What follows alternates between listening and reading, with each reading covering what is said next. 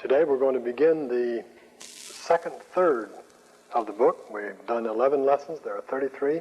So we're starting with number 12, the second third.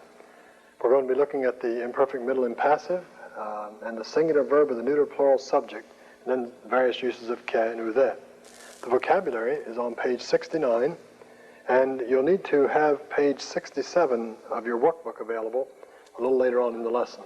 Vocabulary goes like this. Aperkame. It's a deponent word. As you know now, all words that end in me, mi, alpha, iota, they are deponent. So, aperkame, I go away. Biblion, do, a book. Now we get our word Bible from this, biblios, or Bible. Biblion, do, a book. Demonion is the word for demon. Demonion, do, a demon. Now, of course, that's a giveaway too. It sounds like it. Vekome, deponent, I receive. Ekporevome, deponent, I go out. Ergon, to, a work. Erg is a measure of work in science. Erg, measure of work. Ergon, I work. Eti, an adverb, still or yet. Thalassa, e, a lake or sea. Ke, as a conjunction, and, also, or even. And then ke, with a few dots in between, that is words in between, intervening words. And then another ke would be both and. We already had men and the in that way. Ude as a conjunction, and, not, nor, or not even. And then ude with intervening phrase or clause, neither nor. Ude, neither nor. Upo, an adverb, not yet. Peri, with the genitive, concerning or about, and peri with the accusative, around. Plion, do, a boat. Sin erkame, I come together. And iper, with the genitive in behalf of and with the accusative above. Now that's the vocabulary. Make sure you get that down and make sure you bring that all together with all that you already know. Now I want to show you an imperfect middle. Now, you saw that. I didn't pose for that. Look at this. Now I think I'll breathe again. This imperfect middle that I had in mind was this kind of an imperfect middle. The forms of the imperfect are built on the present stem with an augment, and then the secondary middle or passive endings. Min, u, to, metha, sta, ndo. Now, the endings will go like this as we say them. Men, u, to, metha, sta, ndo. And you'll hear them on the tape in that way. Min, u, to, metha, sta, ndo. And we'll learn them in that fashion. But you see that the first person, this would be in the passive. Remember, the middle and passive forms in the present system are the same, and imperfect is a part of the present system. So the middle and passive forms will look alike. We will translate only passive. Remember, we said that Machen would not give us anything except passives. So whenever we give a form that looks like this, we'll translate it passive in the exercises. But the translation of the imperfect would be, I was loosing for myself. The passive will be, I was being loosed. Remember, a being indicates passive in English. So I was being imperfect, being passive. So I was being loosed, you were being loosed, he was being loosed, we were being loosed, you were being loosed, they were being loosed. Now, we want to get this on page 23, but before we do that, on page 24, remember the way we divided words? Li, o, mean.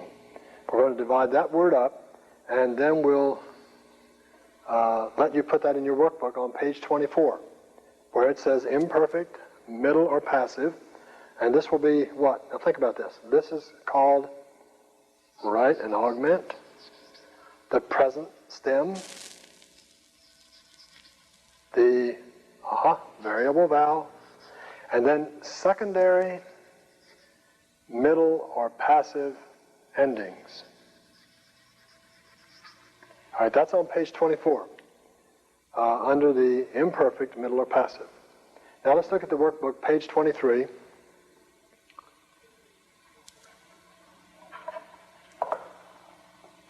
You see we already have this filled in on the present tense. Now, last time we filled in the imperfect active. Now we can fill in the imperfect middle and passive. Now, they're both the same, as you know.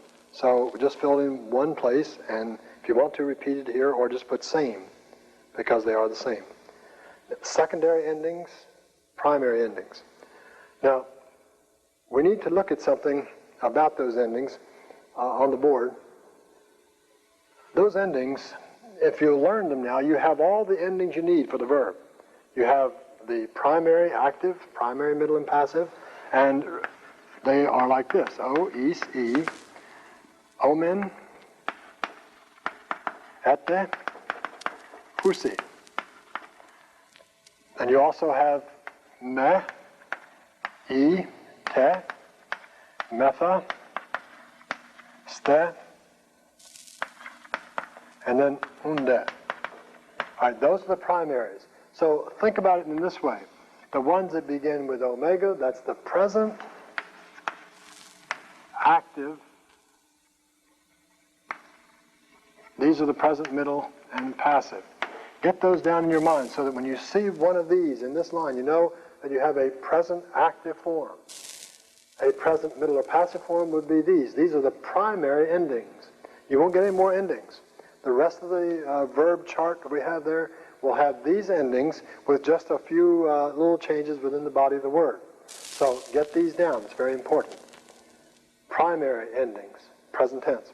Now the secondary endings are the ones that we have with the imperfect. Imperfect, active, and now we have the middle and passive. The active, own, es, e, omen, ete, own.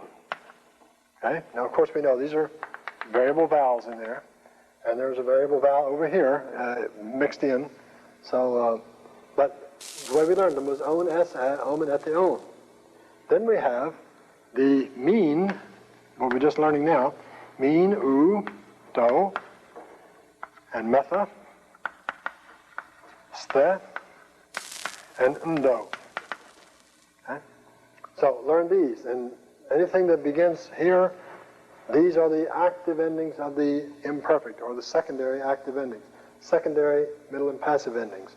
And these endings will now be put on to all verb forms in the indicative. And if you know these, then you know all of your forms. It's very simple from here on out through the next 4 or 5 chapters. Very same thing, just little changes within the body of the word. Now, the explanation of some paragraphs here is in order. For instance, in paragraph 144, verbs which are deponent in the present are also deponent in the imperfect. Now, what he means by that is, if you have a verb, let's say, you have this verb, you have leo, and then you have a form leome. As you know, this is the active form, this is the middle or passive form of leo. Now, we also have in the, we've had already, erkome. Erkome. Now, there was no form here, no active form of erkome. Remember, that's deponent, has no active form. It looks like this one, but because there is no active form, then this is the deponent, and it is middle or passive form with active meaning. Now, what he's saying here is that when you make this form imperfect, if you want to make this one imperfect, it's elion. Say, elion, imperfect, fine. And you have an imperfect middle of this one, which would be eliomein. Say, eliomein. Now, these forms you can have both, because you have both in the active, or in the present. Present system has leo, elion. Eliome, eliome, eliomein. All right, now, what he's saying here is when you have you go to make erkome imperfect, then you're going to have to make it imperfect in this side. middle impassive. So, erkeme will be irk, o mean. See, there is no form over here. There's no form up here, no active form in the present, so there can be no active form in the imperfect. So, in the present, will dictate what you do in the imperfect. None here, none here, none here. Erkeme, if it's a deponent in the present, it will be deponent also in the imperfect. That's what paragraph 144 is saying. In 145, the neuter plural subject may take a verb in the singular. Now look at that illustration he gives. Ta demonia ex ercite. The demons go out, but ex ercite is not go, it's goes. I go, you go, he goes, third person singular. And yet you have demons. So you don't say the demons goes out. I hope you don't. What we have here is then a neuter plural subject looked at as a group. The group of demons go out. The group called the demons go out. So that's the neuter plural subject with a singular verb. Tafta esti ta kaladora. These are the good gifts. Well, these, esti is. You wouldn't say these is the good gifts, but the tafta, being plural, may take a singular verb. And he goes on to say in the top of page 71 that sometimes that happens, but other times it will have a plural verb. So whenever you see a neuter plural subject, look around and see if there's a singular verb, and don't let that throw you. Because what you'll say, students will ask me time and time again, this sentence is wrong, Machen made a mistake. And I'll say, have you looked at paragraph 145 lately? Because that's the key. Then 146, we have the uses of ke and ude. Now, the first one I want to talk about is ke, when it means also or even. He says frequently it means also or even. Then here's another Machinism. Well, first let me read one more sentence. When it is thus used, it stands before the word with which it is logically connected. Well, that's good. And then you might add to that, it is diagrammed under that word. It stands before the word with which it's logically connected and is diagrammed under that word. And you're diagramming. But then here's the Machinism. In the case of also, the English order is the reverse of the Greek order, and in the case of even, it is the same as the Greek order. Got that? What he means is that when you have ke, ego, lego, this is the illustration he's giving.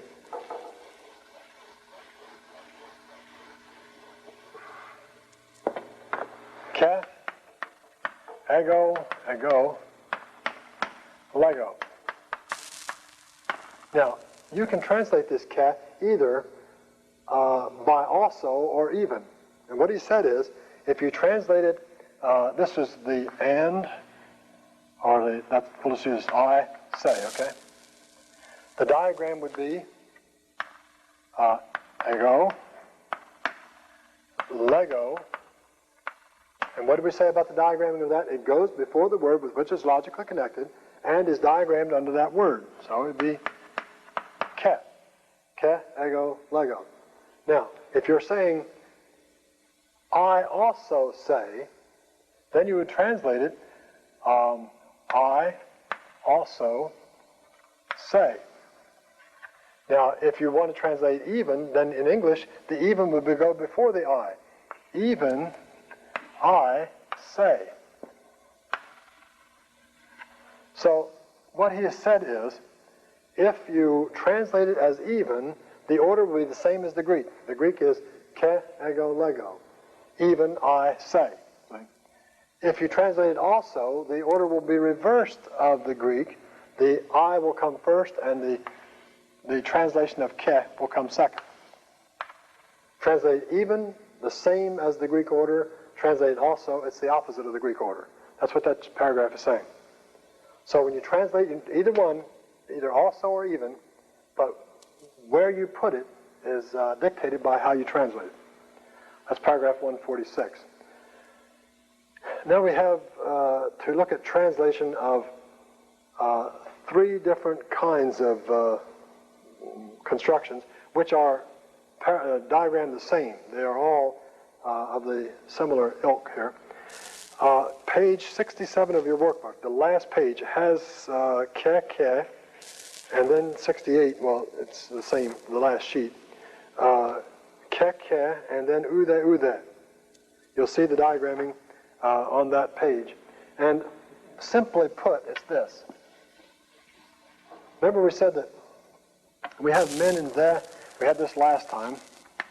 Men, and then we have a clause,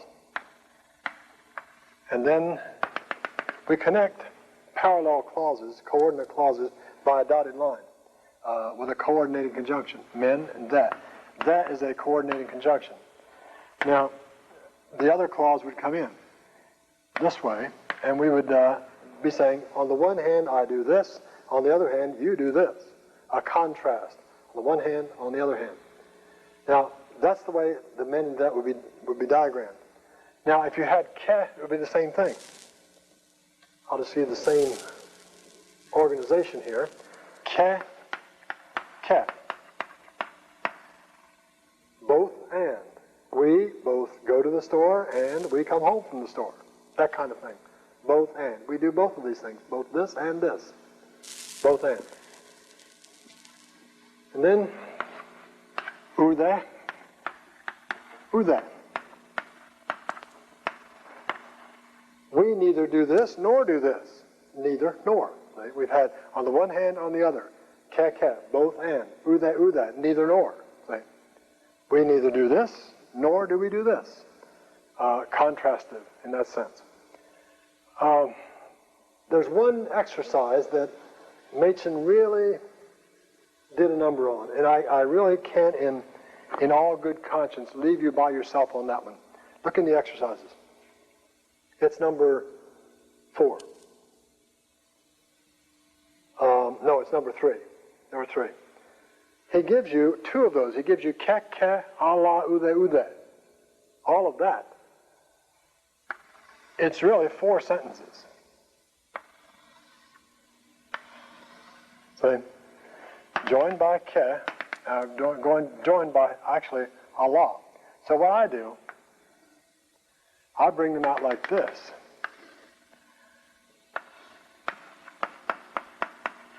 Allah. Actually, the Allah is joining the 2 coordinate sections. So we have ke here. We both do this and do this, but we neither do this nor do this. So we have ude.